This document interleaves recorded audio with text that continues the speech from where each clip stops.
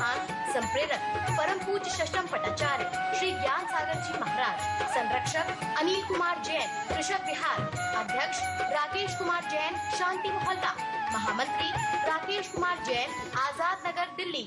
एक प्रसंग सरलता की, ईमानदारी की बात, प्रामाणिकता की बात। बड़ा जीवन उनका ईमानदार और प्रामाणिक रहा। आज के हर ग्रस्त व्यक्ति को उनका जीवन चरित्र पढ़ना चाहिए। उसमें शुरू के प्रश्न बड़े बड़े आशुतोष मुखर्जी, विद्या वाचस्पति जैसे लोगों ने, हाई कोर्ट के, बंगाल के जजों ने, जब उन्होंने सुना जैन धर्म और आध्यात्मिकता इतना पवित्र महान धर्म, बड़े बड़े उस समय के दार्शनिक लोग पंडित गोपाल दास बरिया का लोहा मानते। ये राष्ट्रकवि अनेकों मिश्रण जैसे लोग और दिनकर जैसे लोग, मैथिली जैसे लोगों ने उनके ऊपर बहुत लिखा है। उनका एक स्मृति ग्रंथ भी है जिसमें बहुत विस्तार से बात है। तो बरिया जी कठिन होकर उस एक व्यक्ति ने वह काम किया विद्वानों को बनाने के लिए।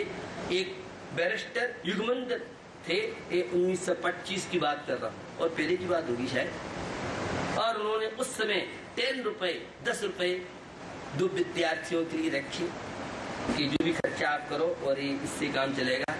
और वह गोपाल दास जैन सिद्धांत महाविद्यालय, जिससे बहुत विद्वान निकले। एक बार क्या हुआ, पंडितानी अपोजिट पार्टी की थी, आपको बहुतों को मालूम होगा, क्योंकि पति और पत्नी दोनों का तालमेल विचारों में बैठना ये भी पुण्य कर्म का उदय है। अन्यथा पति धर्मात्मा है तो पत्नी कहती है होटल में चलो, और पत्नी धर्मात्मा है तो पति कहता प्याज खाओ और नहीं तो। और कई ऐसी होती हैं दोनों धार्मिक प्रवृत्ति की, दोनों में सामंजस्य तालमेल। क्या हुआ बंधुओं, यह हुआ कि खिलौना पंडितानी लकड़ी विद्यालय की थी और वहाँ बड़ा ही था, एक बच्चे खिलौना बना और पंडितानी थी, उसने बना दे दिया। पंडित जी को मालूम पड़ा, क्या बात है, खिलौना बनवाया है? अरे बच्चा है और लकड़ी फालतू पड़ी थी, काम चल रहा था। लेकिन नहीं, जो उन्हें वेतन मिलता था, वेतन तो वो क्या लेती थी, स्वयं बिजनेस करते थे और बड़ा संघर्ष में उस व्यक्ति का जीवन रहा। उसने जो श्रमण संस्कृति के लिए इस शताब्दी में सेवाएं दी, शायद न विद्वानों मिल पाएगा और न किसान रहेगा। उस परिस्थिति में उस व्यक्ति ने काम किया जिस समय शास्त्र जमा था, बस की पढ़नी नहीं होती थी। इनकी सरलता, ईमानदारी, प्रामाणिकता, खड़े होने की ताकत नहीं। जो मैं आपको बता रहा था, धर्म के द्वारा शांति मिलेगी।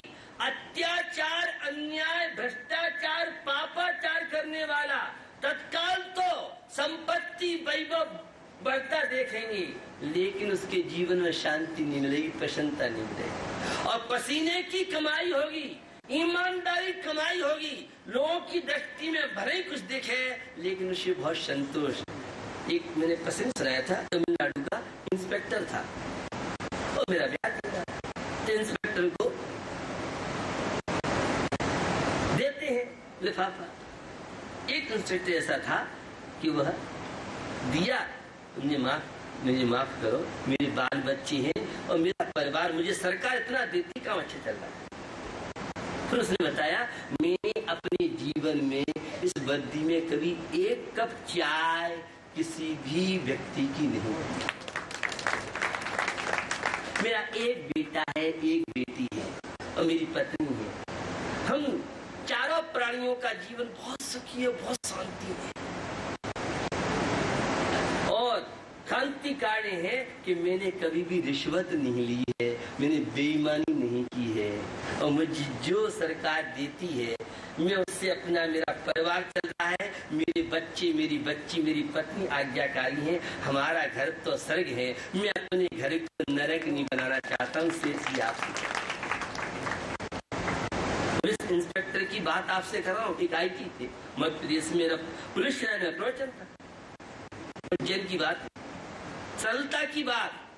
हर डिपार्टमेंट में आज भी आपको ईमानदारी, प्रामाणिकता, देश बेईमानों से नहीं चल रहा है, देश तो चल रहा है वह ईमानदारों से चल रहा है। जिस दिन पूरा विश्व बेईमान हो जाएगा या प्रलय हाहाकार हो जाएगा, हम तुम सारे असुरक्षित हो जाएंगे। इसलिए ईमानदारी प्रामाणिकता की आज भी वैल्यू है। आज नहीं कल व्यक्ति को मानना पड़ेगा। देख रहे आप उम्मीदवारों की लाइन लगी है। अब देखा जा रहा है कौन का कैसा काम है क्या नहीं है। बड़ी सोच समझ के अगर इसने कुछ काम किया है, बरक किया है, तो छल कपट बेईमानी जाती चलती है। घरों में अशांति तनाव। बंधुओं, पहले हमारे व्यवस्था थी, वो व्यवस्था थी हमारी माताएं धार्मिक संस्कार वाली थी और बच्चों को संस्कार देती थी। अपने पति से कहती थी पति देव पेट से पत्थर बांध लेंगे लेकिन कभी भी अन्याय अनीति की ओर मत जाना। तो आज तो हमें इतनी की साड़ी और ये क्रीम चाहिए, चाहे तुम अन्याय करो चाहे कुछ भी करो। अगर कल आज नहीं आई तो कल से वो गैस का सिलेंडर रखा है, वो गैस का चूल्हा रखा है और चकला बिलना धुओ बना खा हमारे बस की नहीं। ये धार्मिकता की बात है। अगर अन्याय का पैसा घर में आ गया, घर में अशांति तनाव पूरा घर हट जाएगा। और न्याय नीति मेहनत की कमाई होगी तो पत्नी भी आज्ञाकारी होगी, पति भी सम्मान बहुमान देगा और बेटे भी आपकी आज्ञाकारी होगी। ये अन्याय अनीति किसी को नहीं करेगी। लेकिन हमारी मानसिकता के नहीं। छल कपट की बात आपसे करूं। एक पति और पत्नी थे और क्या हुआ बंधुओं कि पत्नी बड़ी अपने आप को समझदार समझती, तो वह कहती है, वो प्रातःकाल पहले चाकी चलती थी हमारे गांव में और परिवार में सब। ये मशीनें सब नहीं थी, चकिया चलती थी, तो रोज चकिया चलती। वो एक दिन बीमारी का बहाना मायाचारी की, मैं तो बीमार हूँ, अस्वस्थ हूँ, चादर। बहुत डॉक्टर वैद्य है, एक से एक इलाज जो बेचारे उसकी बस की थी सब किया, ये ठीक ही नहीं हो। अब बीमारी हो तो ठीक हो जाए। ये पेट का दर्द और सिर का दर्द दो ऐसे बहाने हैं मायाचारी के लिए। और मोबाइल भी मायाचारी जैसे नहीं आती हो तो मोबाइल एक बहुत बड़ा सेंटर है माया से जुड़ने के लिए। हेलो, कहाँ पर है? कहीं हो और कहीं बताते हैं, इसी का नाम तो मोबाइल की मेहरबानी है। कि छल कपट अन्याय अनीति के जीवन की बात आपसे करते हैं। तो पति कहता भी क्या बात है, कोई इतने ट्रीटमेंट। वो कहती मुझे एक स्वप्न हुआ है। क्या स्वप्न हुआ बताओ भाई, अगर मेरा स्वप्न पूरा कर दो तो मैं स्वस्थ हो जाऊंगा। परेशान था, बताओ तो। मुझे स्वप्न हुआ, एक देवी ने स्वप्न दिया है कि प्रातः काल तुम्हारे पति देव सिर और मूछ को मुड़ा के आए तो बीमारी जा सकती। सोचिया पुरुष कई बार भोला बन जाता है, आ गया बेचारा बातों में, भैया ठीक है जो कुछ भी है। साहब प्रातः काल वह चकिया चल रही थी और पति देव ने प्रवेश किया और अपनी टेक निभाई, पिया की मूछ मुड़ाई। उसे लगा ये तो मामला गड़बड़ हो गया, ये तो अपन ठगाए गए भाई। तो नोले पर देला जैसे को तैसा। क्या हुआ? यह हुआ बंधु। क्यों? कहता है मैं तो ससुराल में जाऊंगा। अरे विश्व मंदी का समय चल रहा है, दुकान बंद हो जाएगी, क्या करोगे? कुछ भी हो, ससुराल तो जाना है, तो साथ हम चलेंगे। अरे 7:30 तो मत जाओ, समय बहुत खराब चल रहा है, घर छूना नहीं छोड़ा जाता है। पहले मैं होके आता हूँ, बात हो गया। चलो ठीक है, पार्लियामेंट बैठ और सलाह होगी। अब जब ससुराल जाता है तो जाके तो 4 भाई पड़ जाते हैं। क्या बात है? स्वास्थ्य खराब है। सासू जी कहती है हल्का फुल्का खिचड़ी बना दे आपके लिए, कोई फल तेरा स्वास्थ्य खराब है। साहब डॉक्टर वैद्य आए, मायाचारी तो मायाचारी होती है। अब बीमार हो तो डॉक्टर इलाज करे, वैद्य इलाज करे, और बीमारी नहीं। साहब क्या हुआ? ये हुआ कि जब सारे डॉक्टर वैद्य थक गए तो वो कहते दमाद साहब कुछ उपाय बताओ, कैसे ठीक हो सकते हो? मुझे एक स्वप्न आया है, देवी ने स्वप्न दिया है। क्या स्वप्न दिया है कि सारे तुम्हारे ससुराल वाले मुंडन करके और अपनी बेटी के पास जाएं तो ठीक हो सकता होगा। अब दामाद का मामला था, कोई दूसरी रिश्तेदारी होती तो चलो टाल भी देते, तो दामाद के लिए समझने तैयार है। जब तक तालमेल है और तालमेल बिगड़ जाए फिर तो विसम्मति समझो दामाद और सासू ससुर क्या होता है आप सब जाएगा। खैर बंदो स्थिति है बनी। प्रातःकाल जब वह चकिया चला रही थी, पिया की मूछ मुड़ाई, अपनी टेक निभाई। जब ये गाना चल रहा था, पीछे देख लुगाई, मुंडन की पंटन आई। क्या हुआ मम्मी, ये क्या हुआ? केसर चल रही है क्या? आरे का मुंह बनना है क्या? मायाचारी का तो भैया यही हाल है। हमारे जीवन में भी हम कुछ करते हैं, कुछ कहते हैं, कुछ ये है जो बनावटी पना है। इस बनावटी पने ने आज हमारी समाज को, हमारे देश को कहाँ लाके खड़ा है। हम जो नहीं है वह दिखाना चाहते। बंदो ये है जो मायाचारी है, अविद्या की जन्मभूमि है, अज्ञानता की। यह मायाचारी अकीर्ति का निवास है।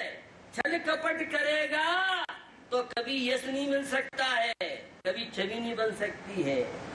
लंबी लाइफ नहीं होती है मायाचारी करने वाले की, और ईमानदारी की लाइफ लंबी हुआ करती है।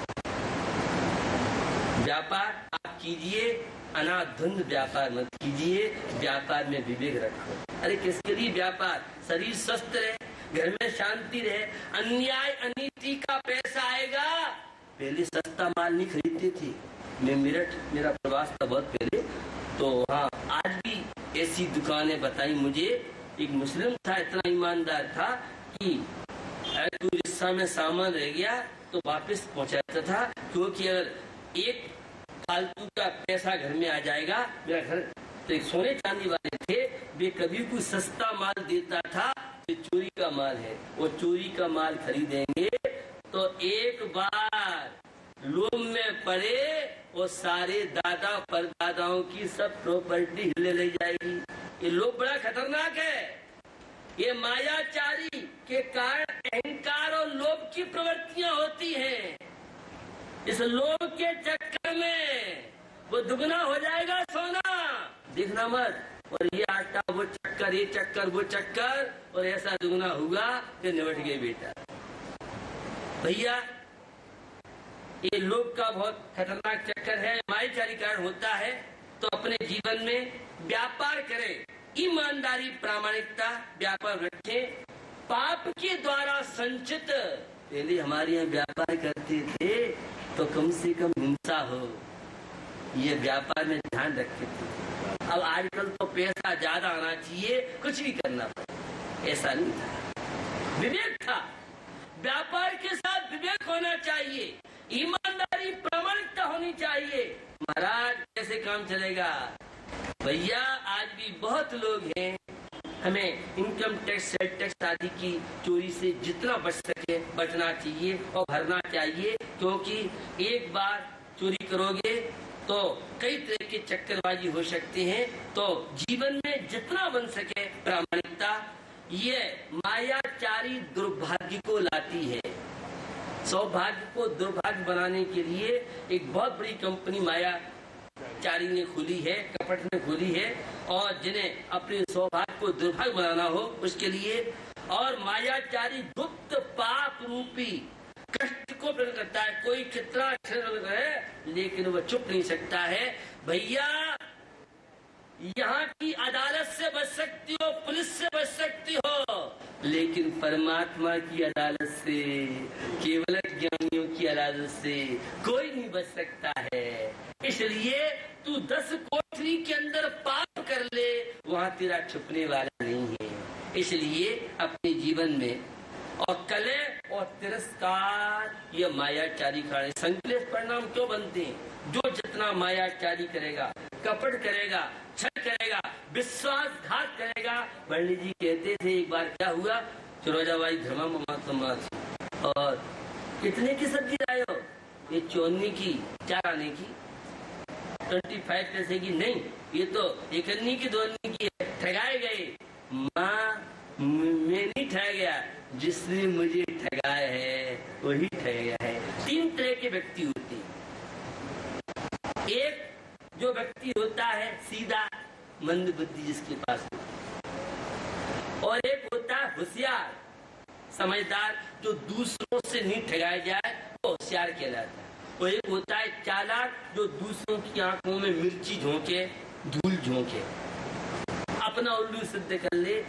दूसरे की झोंपड़ी नष्ट करके और अपनी कोठी बनाने वाले सुखी नहीं हुए हैं, दूसरों की झोपड़ी बनाने वाले सुख और शांति।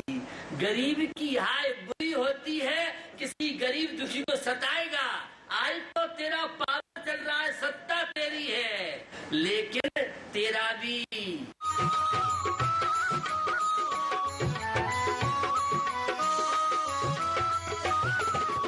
इस कार्यक्रम के प्रसारण सहयोगी हैं गुलशन राय, अनिल कुमार जैन, राजेश कुमार जैन, प्रदीप कुमार जैन, अनिल हौजरी, गांधीनगर, दिल्ली। श्री अजय कुमार, प्रदीप कुमार